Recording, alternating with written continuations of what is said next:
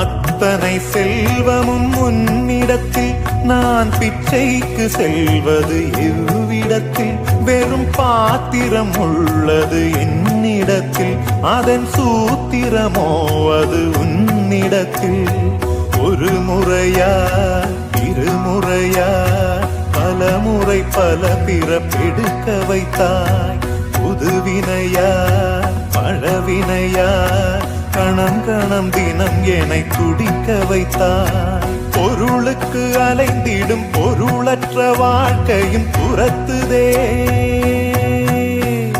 உன் அருள் அருள் அருள் என்று அலைகின்ற மனம் இன்று பிதற்றுதே. அருள் விழியால் நோக்குவாய், மலர்பதத்தால் தாங்குவாய். உன் திருக்கரம் என்னை அரவணைத்துனதருள் பெற